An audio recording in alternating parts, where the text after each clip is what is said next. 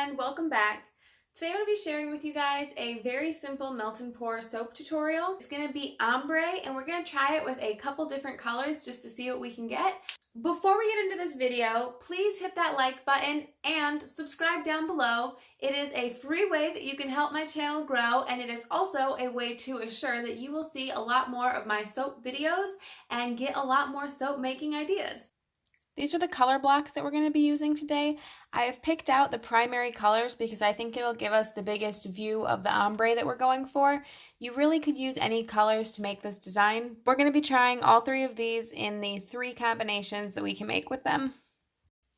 For this project, I'm going to be using my favorite mold. I know if you guys have watched some of my other videos, you've definitely seen this one before. I get it on Brambleberry, but you really could use any kind of mold that you'd like for this project.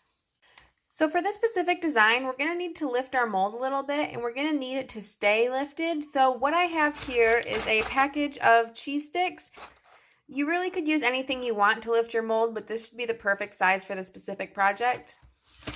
So I'm just going to set our cheese sticks there and then our mold right there, and that'll give us a really nice angle for our ombre design. To begin our project, we're going to start off with some clear melt and pour. These molds hold just a little bit over 3 ounces of melt and pour soap.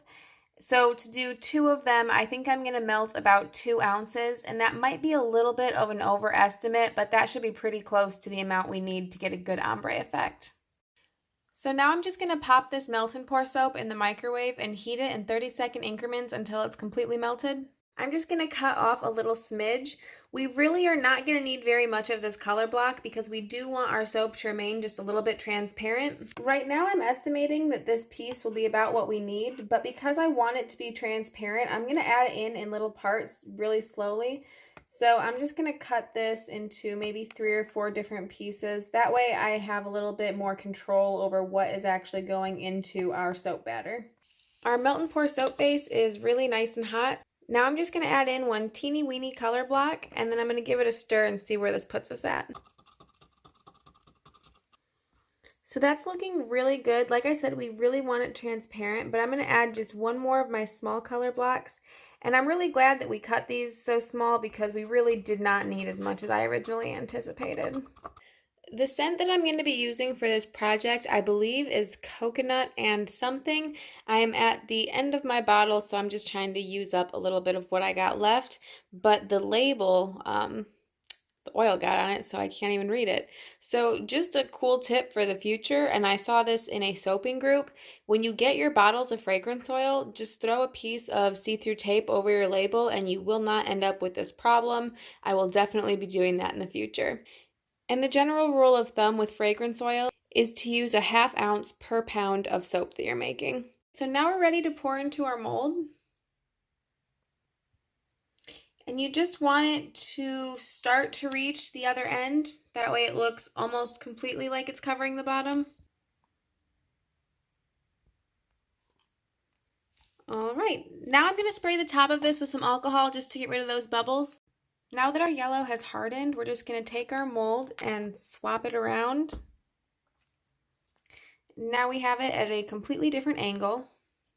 I've chopped up some more clear melt and pour, and I'm just going to pop this in the microwave. The next color I'm going to do is our red. And I just put in a teeny tiny bit, and I'm going to give it a stir, see what we end up with. I think I could go for a little bit of a darker color. All right, that looks just about perfect to me.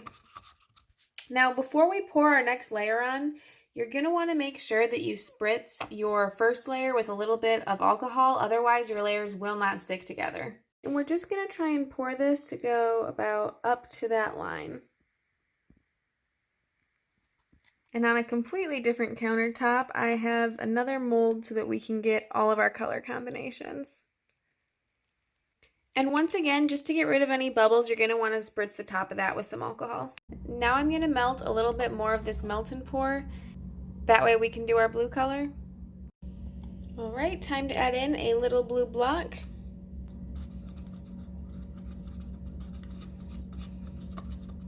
And I think we're going to need a second one of this color.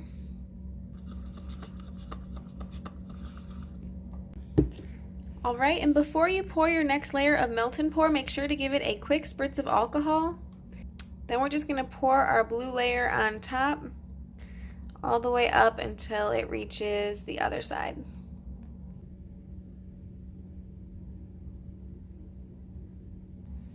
Then you're going to want to give it one final spritz just to get rid of any bubbles. All three of our soap colors are looking really good. In order for us to really make these soap colors pop, I'm going to melt down some white melt and pour next. And I'm just going to pop this in the microwave until it's completely melted. You're going to want to spritz another layer of alcohol, and I'm just going to begin to pour it on top until we fill our mold.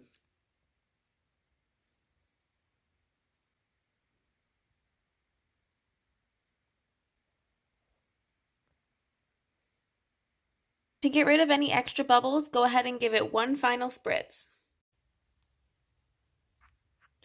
So these are our soaps completely hardened. I'm really excited to pull them out of the mold. We can already see a really nice ombre fade just from these molds. So these are our final designs. That ombre looks amazing. I really love the fade. It's really seamless. I love that you could do this with melt and pour because I really don't think we could get such a cool looking ombre using cold process. The sides of this bar look really interesting too. I really love those lines, and it's perfect in all of our colors. Overall, I would call these a complete success. I'm really happy with how these turned out.